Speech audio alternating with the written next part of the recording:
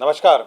आज मंत्रिपरिषद ने 45 एजेंडा पर अपनी सहमति दी है और मैं सबसे पहले महत्वपूर्ण एजेंडों पर शुरुआत करता हूं।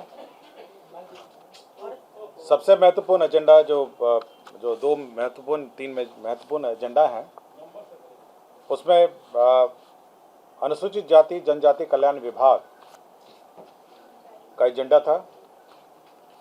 इसके अंतर्गत जो बिहार महादलित विकास मिशन के माध्यम से संचालित योजनाएं हैं, उसको संचालित करने के लिए राज्य में विकास मित्र की नियुक्ति हुई थी। विकास मित्र का मानदेय आपको जानकारी होगा कि वर्तमान में 13,700 निर्धारित है। तो 13,700 निर्धारित है और समय समय पर इसको विभिन्न राज्य सरकार के आदेशों से इसको बढ़ाए जाते रहे हैं, किंतु 13,700 पे आज के दिन इनको मिलता रहा है। राज्य सरकार ने यह निर्णय लिया है कि अब इस मानदेय को 13,700 से बढ़ा के 25,000 किया जाए और ये बहुत बड़ी वृद्धि है। 13,700 से बढ़ाकर 25,000 किया जाए और हर साल 5% इसकी ऑटोमेटिक वृद्धि हर साल के 1 जुलाई को ऑटोमेटिक वृद्धि हो जाएगी। तो 13,700 जो मानदेय प्राप्त करते थे वो 25,000 हो जाएगा और 5% वृद्धि प्रत्येक साल के 1 जुलाई को होगा। यह जो परिवर्तित जो प्रस्ताव है, जो परिवर्तित जो इनको ये जो मानदेय दे होगा, ये 1 सितंबर 2023 होगा। तो इस महीने की जो पहली तारीख है उससे दे होगा और तत्काल ये लागू हो गया है। इसके अतिरिक्त इन्हें ईपीएफ की जो राशि है वो इसके ऊपर आप जोड़ सकते हैं। जो वर्तमान ईपीएफ दर है वो दे होगा और साथ ही साथ जो कोई अलाउंसेस है, जैसे गाड़ी का है, कागज का है, कलम का है, जो उनकी कार्य क्षमता को और बढ़ाता है, वो अलग से महादलित विकास मिशन तय करेगा। तो मूल प्रस्ताव जो मानदेय का था राज्य सरकार ने अनुमोदित किया है। साथ ही साथ इनके कार्यों के बारे में भी विस्तृत से चर्चा हुई है और अब इनमें विस्तृत कार्य भी इनको अलॉट किया जाएगा यह विकास मित्र को, ताकि अनुसूचित जाति जनजाति के जो परिवार हैं देहात में, अपने गाँव में, उनको सरकार द्वारा उपलब्ध कराई सुविधाएं और योजनाओं का लाभ मिल सके। तो यह एक महत्वपूर्ण निर्णय था जो हुआ है और सरकार को जो देय होगा, मतलब जो कुल राशि है ईपीएफ और ये सब जोड़ के वह 28,250 होगी। मतलब अगर 25 इस पर कैलकुलेट आप करिएगा तो सरकार को ईपीएफ सब जोड़ के 28,250 रुपये होगा। तो 25,000 प्लस जो ईपीएफ का दर है और कुल इस पर व्यय होगा 333 करोड़ 6,75,000। 9,825 लोग इसमें आज के दिन में कार्यरत हैं। ठीक है। शिक्षा विभाग में 2 प्रकार के शिक्षा सेवक कार्यरत हैं। एक तो शिक्षा सेवक है और एक शिक्षा सेवक तालीमी मरकज़ है। एक शिक्षा सेवक जो है वो अनुसूचित जाति जनजाति के जो आउट ऑफ स्कूल चिल्ड्रन हैं उनको स्कूल में लाते हैं, उनको शिक्षा अध्ययन में संबद्ध करते हैं और दूसरे हैं जो अल्पसंख्यक के छात्र छात्राएं हैं, उनको अपने अपने शिक्षक संस्थाओं में लाते हैं। आज के दिन में उनको 11,000 रुपये मिलता है। तो 11,000 से बढ़ा के सरकार ने इनको 22,000 रुपये कर दिया है और उसी प्रकार 1 जुलाई प्रतिवर्ष 5% का वृद्धि हर साल होगा। तो अब ये हर बार सरकार की अनुमति प्राप्त करनी नहीं पड़ेगी इन्हें। अब मतलब दर के लिए, मतलब बार बार इनको सरकार द्वारा संशोधित दर नहीं देना पड़ेगा और 1 जुलाई प्रतिवर्ष को 5% की वृद्धि होगी और 11,000 को बढ़ाकर 22,000 दुगना हो गया है। और साथ ही साथ जो ईपीएफ का दर है और बाकी जो अन्य दर हैं वो यथावत है। इसमें जो अनुमानित लिखा है मैं बता देता हूँ, 20,000 महादलित टोलों में कार्यरत हैं और 10,000 तालीमी मरकज़ों में कार्यरत हैं। तो मोटा मोटी 30,000 के आसपास है। थोड़ा मोड़ा कम है, मतलब 1900 समथिंग कुछ होगा और ये 9,000 समथिंग कुछ होगा। तो 20,000 महादलित टोलों में हैं और 10,000, तो कुल मिला के 30,000 लोग हैं और इसी पर अनुमान किया है कि और इसी पर कैलकुलेशन भी किया गया। तो ये 2 महत्वपूर्ण वर्ग हैं जो एक तो है विकास मित्र का, जिसका मानदेय का निर्धारण किया गया है, और दूसरा तालीमी मरकज़ और जो शिक्षा सेवक हैं जो अनुसूचित जाति जनजाति को शिक्षा में आउट ऑफ स्कूल चिल्ड्रन को लाते हैं। और अब इनके बारे में जो कार्य है अब बहुत ही लंबी, अब काफ़ी इनका विस्तृत इनका कार्य हो गया है, जिसमें सभी बच्चों को 75% न्यूनतम अटेंडेंस सुनिश्चित करना है, मतलब सब जो बच्चे लाएंगे। और अगर कोई शिक्षक अनुपस्थित होगा तो क्लास 1 और क्लास 2 की कक्षा भी लेंगे ये लोग। मध्याह्न भोजन कैसे संचालित है उसकी समीक्षा करेंगे, और जो ब्लॉक रिसोर्सेज केंद्र हैं और वीसी के माध्यम से ये अपनी हाजिरी भी लगाएंगे ताकि इनका हाजिरी हो सके। चिकित्सा जांच बच्चों का कराएंगे और खेल कूद में इनको संबद्ध करने के लिए मदद करेंगे। तो इनका जो कार्य है अब काफ़ी इसका विस्तार बढ़ गया है और ये रेगुलर जॉब की तरह अब ये कार्य करेंगे। पहले आंशिक रूप से करते थे, बच्चों को स्कूल लाते थे और यही उनका मुख्य दायित्व था, लेकिन अब इनका जो कार्य है ये काफ़ी बढ़ गया है। और अब ताकि इन दोनों वर्ग जो अनुसूचित जाति जनजाति और तालीमी मरकज़ में जो अल्पसंख्यक हैं, अब इनका शिक्षा का जो स्तर है उसको सुधारने का भी अब जिम्मा इन शिक्षा सेवक और शिक्षा सेवक तालीमी मरकज़ को दिया गया है। ग्रामीण सड़कें जो खराब हो गई हैं, अत्यंत खराब भी हो गई हैं, राज्य सरकार बनाती है, समय समय पर मरम्मती भी करती है, लेकिन कुछ सड़कों का जो एंड ऑफ लाइफ जिसको कहा जाता है कि अब मरम्मती लायक नहीं रह गई हैं, उनका पुनः बनाना पड़ेगा। तो इसलिए अब राज्य सरकार ने ग्रामीण कार्य विभाग का एक प्रस्ताव था जिसमें मुख्यमंत्री ग्रामीण सड़क उन्नयन योजना करके उन्होंने स्वीकृति करने का प्रस्ताव है। और इसमें करीब जो राशि है जो व्यय होगा अब ये मुख्यमंत्री, इसमें करीब 10,000 किलोमीटर ग्रामीण पथों का पुनर्निर्माण और उन्नयन होना है और करीब 10,000 करोड़ का इसकी राशि लगेगी 2023-24, 24-25 और 25-26। हाँ 1,000 करोड़, मतलब अब पूरा ऑलमोस्ट नया बनाना पड़ेगा क्योंकि एंड ऑफ लाइफ हो गया है। और ये योजना मंत्रिपरिषद ने स्वीकृत की है। ये तो बहुत महत्वपूर्ण योजना है क्योंकि 10 साल जिसका हो, मतलब काफ़ी साल हो गए हैं, अब उसको बार बार रिपेयर करना संभव नहीं है, उसको नए सिरे से बनाना ही पड़ेगा अगले 3 साल।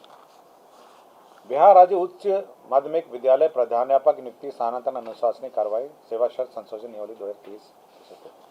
आपको याद होगा कि जो हेडमास्टर की नियुक्ति के लिए सरकार ने एक नियमावली बनाई थी और यह कार्य जो वर्तमान शिक्षा बहाली है उसके पूर्व हेडमास्टर की बहाली शुरू हुई थी बीपीएससी के माध्यम से, और यह मंत्रिपरिषद ने स्वीकृत किया था।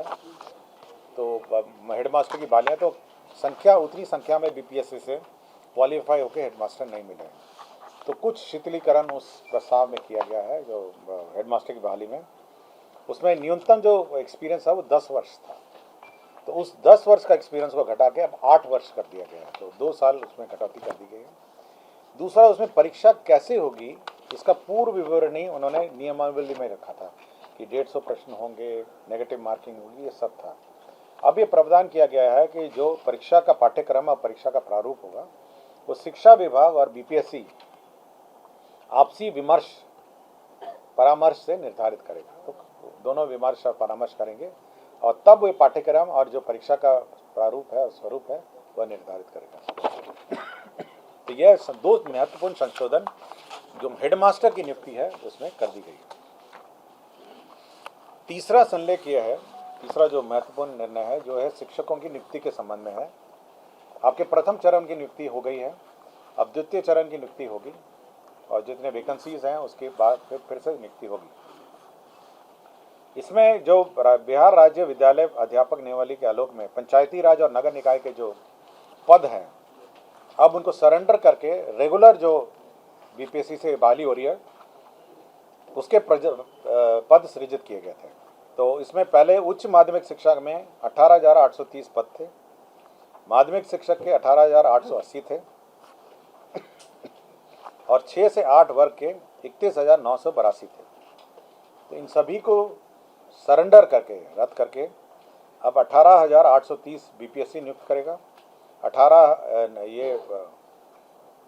11 से 12 कक्ष में, 9 से 10 कक्ष में 18,880 और 6 से 8 में 31,982। आप टोटल कर लीजिए, मैं फिर से पढ़ देता हूँ। 11 से 12 कक्ष में 18,830, 9 से 10 वर्ग में 18,880 और 6 से 8 में 31,982। तो कुल कितनी नियुक्ति होगी इन तीनों का आंकड़ों का अगर आप टोटल करेंगे तो निकल आएगा। स्पष्ट है। बिहार राज्य में जो कुपोषित बच्चे हैं आंगनवाड़ी केंद्रों में, उनको ये समाज कल्याण का प्रस्ताव था। तो बिहार जो कुछ कुपोषित बच्चे हैं 3 से 6 वर्ष वाले, उनको अब सुधा से मिल्क पाउडर लेके दूध पिलाने का व्यवस्था की जा रही है। इसके अंतर्गत 232 करोड़ 20 लाख 70 हज़ार का व्यय होगा। तो बच्चों को अब वहाँ से मिल्क पाउडर आएगा, मिल्क पाउडर को घोल के बच्चों को दूध पिलाया जाएगा। ये 3 से 6 वर्ष के बच्चों को 232 करोड़ 20 लाख 70 हज़ार करोड़ का व्यय होगा। और प्रत्येक जो बच्चा होगा उसको 100 मिलीलीटर दूध होगा और 12 ग्राम पोषक सुधा से तैयार कर दिया जाएगा। तो 100 मिलीलीटर दूध हर बच्चे को दिया जाएगा। राज्य में जो आंगनवाड़ी केंद्र में समाज कल्याण का प्रस्ताव था, राज्य में जो अभी आंगनवाड़ियों में जो खाना बनता है वो लकड़ी के चूल्हे में लकड़ी से बनता है। अब सरकार ने यह किया है कि ये इससे प्रदूषण भी बढ़ता है और बच्चे और वहाँ पे जो बच्चे जो रहते हैं पढ़ते हैं उनके भी स्वास्थ्य में प्रभाव पड़ता है। सरकार ने अपने 1,15,009 आंगनवाड़ियों में यह निर्णय लिया है कि धुआं रहित LPG के 2 गैस सिलेंडर उपलब्ध कराए जाएंगे और चूल्हा, जिसमें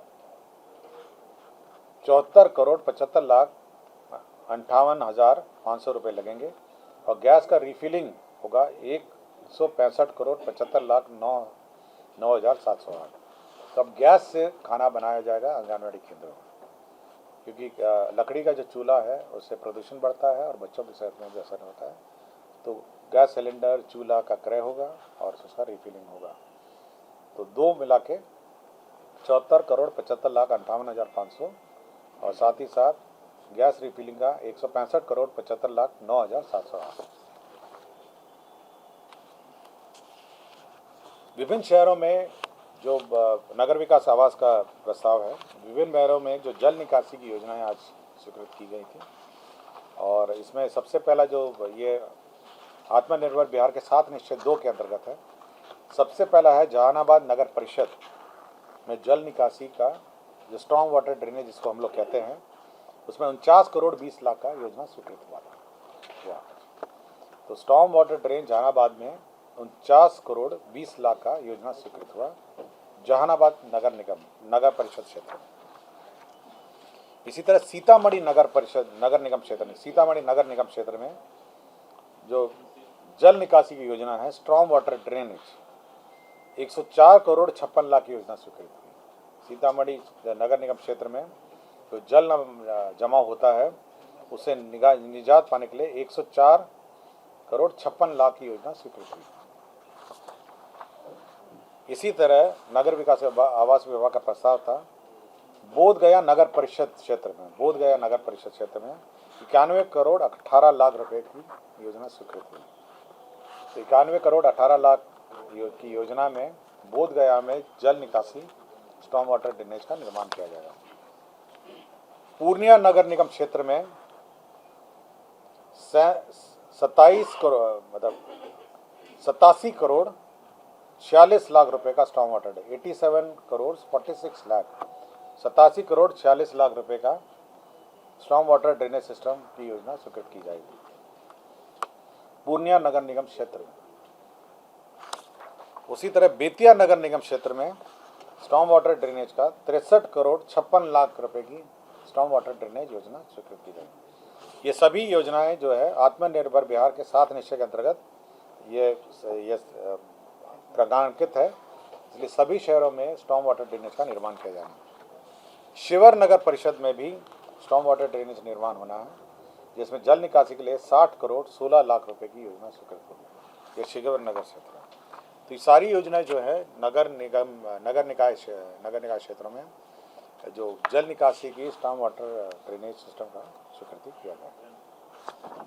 कृषि विभाग का एक प्रस्ताव था बिहार कृषि विश्वविद्यालय सपोर में, इसमें स्थापना व्यय की स्वीकृति की गई थी 2023-24 का, और स्थापना व्यय में कुल 68 करोड़ 11 लाख रुपए व्यय होंगे। यह बिहार कृषि विश्वविद्यालय सबौर का स्थापना व्यय है, और इसके अंतर्गत नालंदा उद्यान महाविद्यालय है नूरसराय, मंडन भारती कृषि महाविद्यालय सहरसा, वीर कुंवर सिंह कृषि महाविद्यालय डुमरांव, बिहार कृषि विश्वविद्यालय सबौर, भोला पासवान शास्त्री कृषि महाविद्यालय पूर्णिया और डॉक्टर कलाम कृषि महाविद्यालय किशनगंज। तो ये सारे आपके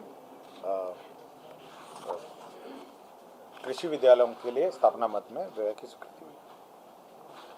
विभिन्न स्थानों पे राज्य सरकार ने औद्योगिक क्षेत्र बनाने के लिए योजनाएं स्वीकृत की है। तो सबसे पहले खगड़िया परबत्ता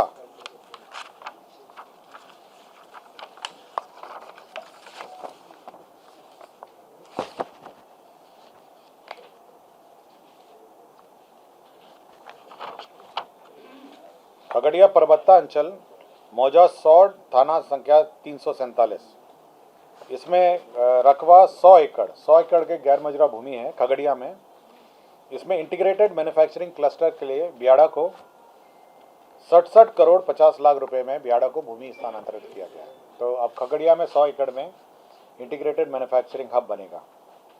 इसी तरह मानपुर गया, आपको याद होगा मानपुर गया में बुनकर जो हमारे जिसको बुनकरों का बड़ी तादाद में बुनकर है मानपुर गया में, ये उनके लिए ज़मीन, उनके मैन्युफैक्चरिंग क्लस्टर के लिए गया जिला अंतर्गत मानपुर अंचल मौजा शादीपुर थाना संख्या 246 खाता संख्या 338 करीब 23 एकड़ अनाबाद बिहार सरकार को 6 करोड़ 21 लाख रुपए भुगतान पर बियाड़ा को हस्तांतरित किया गया, ताकि मानपुर में इंटीग्रेटेड टेक्सटाइल क्लस्टर बनाया जा सके। तो गया में मानपुर में एक इंटीग्रेटेड टेक्सटाइल क्लस्टर बनाया जाएगा, इसके लिए ज़मीन स्थानांतरित की गई।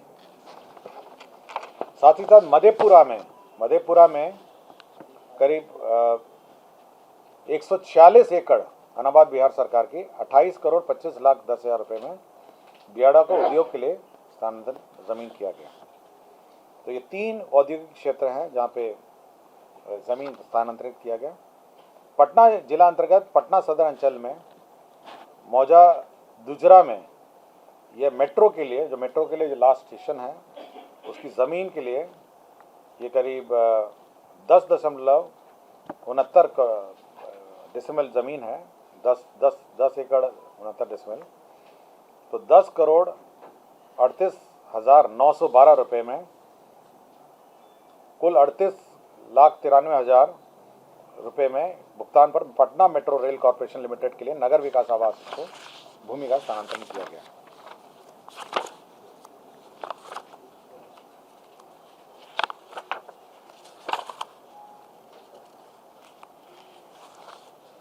राज्य में विभिन्न शहरों में म्युनिसिपल सर्वे के पश्चात जो खतियान बना उसमें रैयतों का लगा निर्धारण नहीं हुआ है। जो शहरी क्षेत्र में लगा निर्धारण की प्रक्रिया पूरी नहीं हुई है और बहुत जगह लोग शहर में रहते हैं, सर्वे भी हो गया, लगा निर्धारण नहीं हुआ। तो वन टाइम लगा निर्धारण और रेंट रोल बनाने के लिए सभी शहरी क्षेत्र में एडीएम जो हैं उनको लगा निर्धारण के लिए की शक्तियाँ प्रदत्त की गई हैं। तो शहरी क्षेत्र में लगा निर्धारण की शक्तियाँ को प्रदत्त की गई है। वैशाली जिला अंतर्गत राजकीय अभियंत्रण महाविद्यालय के लिए वैशाली में आवासीय भवन बनाने के लिए भूमि 5.44 एकड़ राजस्व भूमि सुधार विभाग के माध्यम से दी जा रही है। हमारे राज्य में स्पेशल सैप जो है स्पेशल ऑक्सिलरी फोर्स आज के दिन में अनुबंध में कार्यरत हैं और करीब टोटल है 3,431 सैप के कर्मी आज के दिन में कार्यरत हैं। तो उनका मानदेय जो है उनके मानदेय में का बढ़ोतरी हुआ है। जूनियर कमीशन्ड ऑफिसर का मानदेय 20,700 से बढ़ा के 23,800 कर दिया गया है और सैप जवान का मानदेय 17,250 से बढ़ाकर 19,800 कर दिया गया है और रसोइया का 13,110 से बढ़ाकर 15,100 कर दिया गया है। तो सैप जवान के मानदेय में बढ़ोतरी की गई है। पशु एवं मत्स्य संसाधन विभाग का प्रस्ताव था। इसमें राज्य स्कीम के अंतर्गत चलनित मत्स्य निदेशालय का पुनर्गठन योजना है। इसमें केवल एक ही संशोधन किया गया है, जिसमें जो योजना मद है, जो योजना मद से हटाकर जो स्थापना है उसको गैर योजना मद में किया है, जिसमें एक कार्यपालिका मत्ता है और इसमें एक संयुक्त मत्स्य निदेशक है। तो एक एक पद हैं, 2 पदों को योजना मद से हटाकर गैर योजना मद किया गया है। राज्य में 315 प्रथम वर्गीय पशु चिकित्सालयों की स्थापना की योजना थी। चलनित मोबाइल वेटनरी यूनिट्स की स्थापना थी 315। ये सभी योजना मद में था। ये परमानेंट प्रकार का व्यवस्था है। ये सभी को 11 गैर योजना मद में स्थानांतरित कर दिया है और इसके अंतर्गत 65 करोड़ 62 लाख रुपए इसमें व्यय होंगे। पिछड़ा वर्ग एवं अति पिछड़ा वर्ग कल्याण विभाग बिहार के अधीन अन्य पिछड़ा वर्ग कन्या आवासीय विद्यालय में शिक्षक, पुस्तकालय, प्रधानाध्यापकों के पदों में नियुक्ति और प्रोन्नति एवं अन्य सेवा शर्त विनियमन हेतु बिहार राज्य पिछड़ा वर्ग अति पिछड़ा वर्ग कन्या आवासीय +2 उच्च विद्यालय शिक्षक प्रोन्नति नियुक्ति प्रोन्नति अनुशासनिक कार्रवाई सेवा शर्त नियमावली 2023 का गठन किया गया।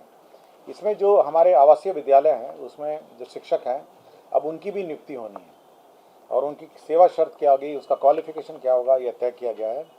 किंतु इनकी जो नियुक्ति होगी, जो सामान्य शिक्षक होंगे, जो सामान्य शिक्षा विभाग जो बीपीएससी से नियुक्त हो रहा है, उन्हीं के साथ इनकी भी नियुक्ति होगी। किंतु इसका ऑप्शन अगर किसी को देना होगा तो वो ऑप्शन परीक्षा के वक्त दे सकेगा कि हम आवासीय विद्यालय में काम करेंगे या रेगुलर स्कूल में काम करेंगे। तो नियुक्ति की प्रक्रिया तो सेम होगी, क्वालिफिकेशन अलग हैं और यह करीब 1000 इसमें वैकेंसीज हैं।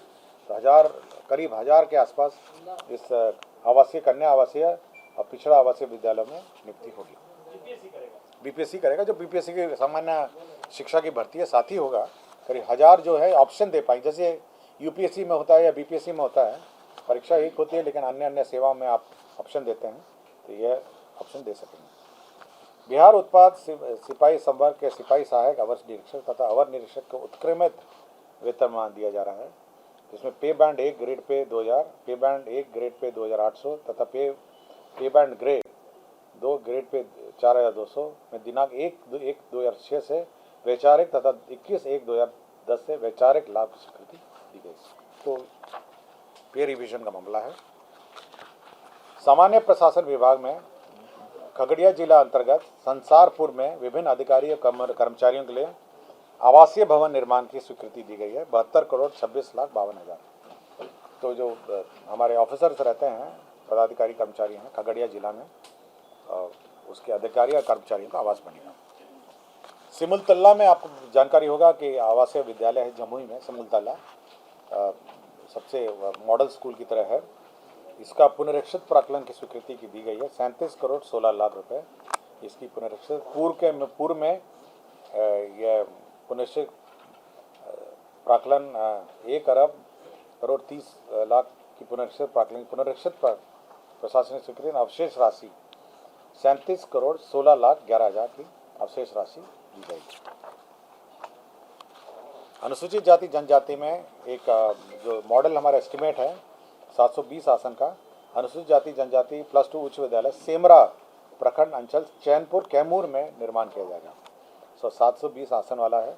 46,07,97,000 इस पर व्यय होंगे। 720 आसन का है और यह सेमरा प्रखंड अंचल चैनपुर जिला कैमूर अनुसूचित जनजाति आवासीय +2 उच्च विद्यालय सेमरा प्रखंड से अंचल चैनपुर जिला कैमूर में यह निर्माण किया जाएगा।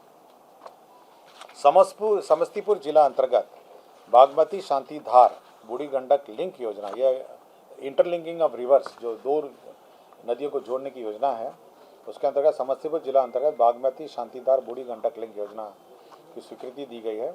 इसके अंतर्गत 120,96,11,000 रुपये का व्यय।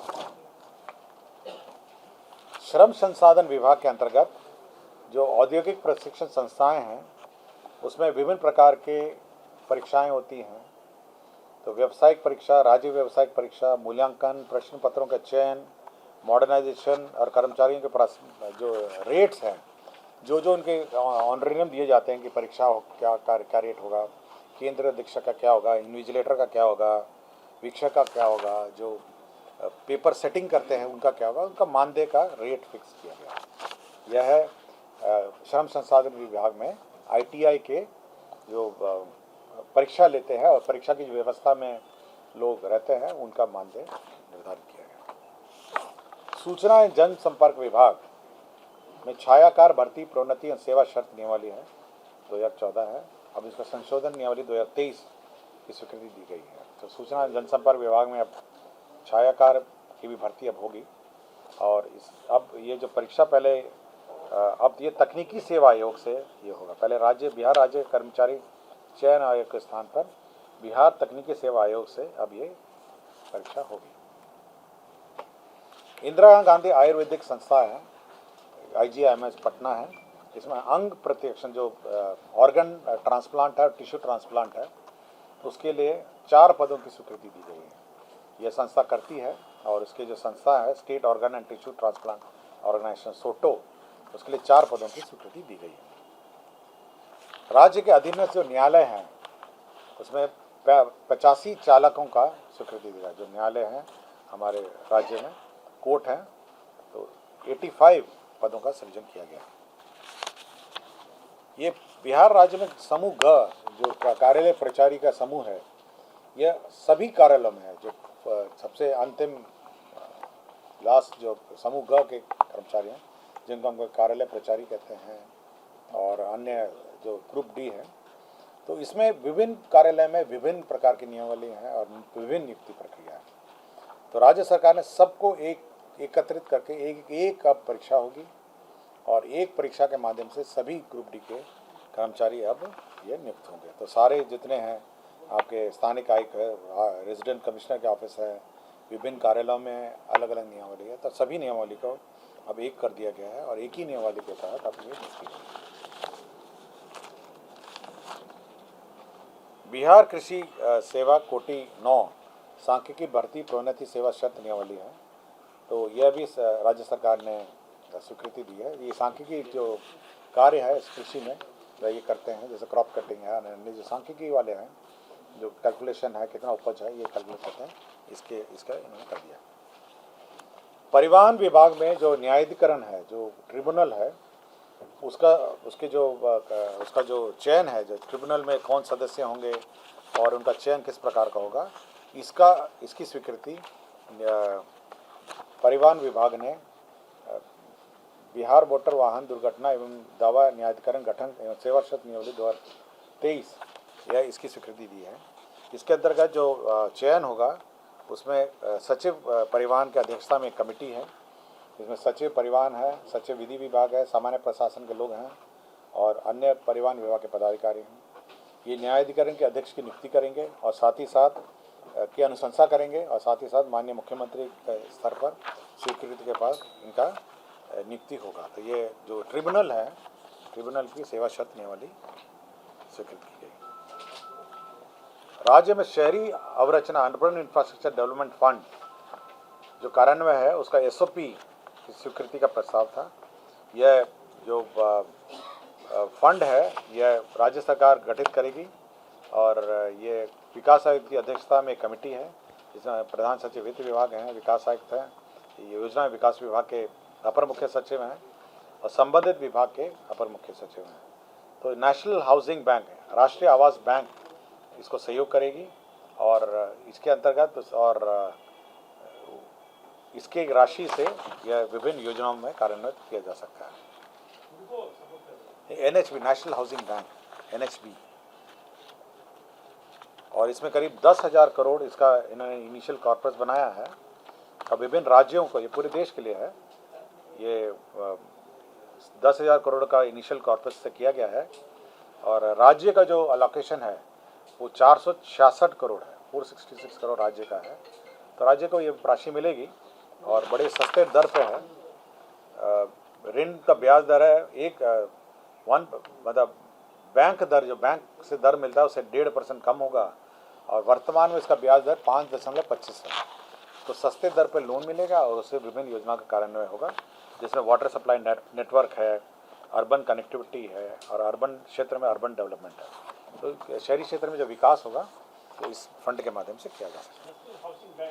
NHB national housing bank. Doctor Prabhat Kumar हैं, नायक हैं, ये चिकित्सा पदाधिकारी सदर अस्पताल गोपालगंज में थे। 7/8/2016 के इफेक्ट से लगातार अनुपस्थित थे, इनको बर्खास्त कर दिया गया।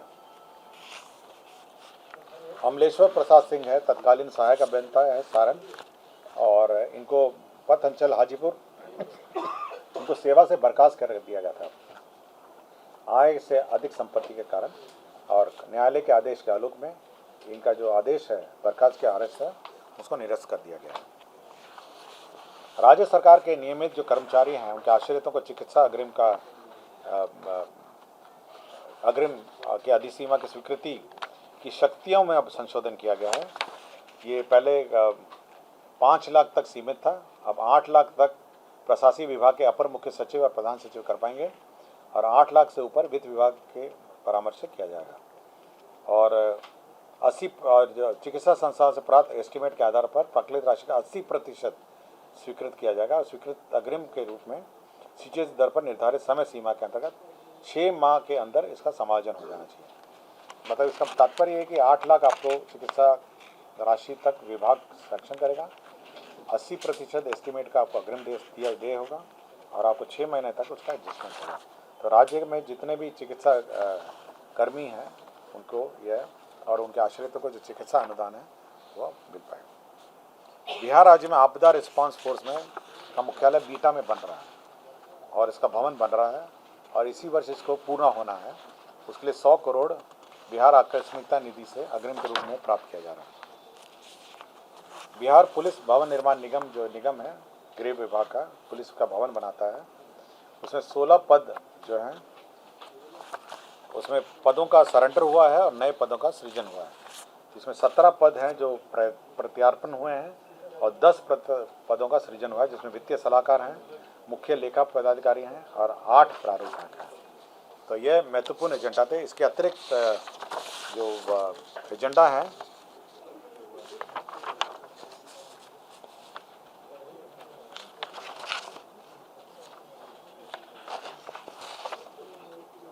जैसे वित्त विभाग का CFMS जो 2.0 है जो कार्यान्वित किया जा रहा है, जिसमें CFMS चल रहा है, जिसके माध्यम से सभी सरकारी वित्तीय लेन देन होता है, उसका जो CTMS के दर से 1,70,000 प्रति माह के दर से 15 करोड़ 30 लाख की राशि भुगतान की जाएगी। इसकी स्वीकृति मिली है।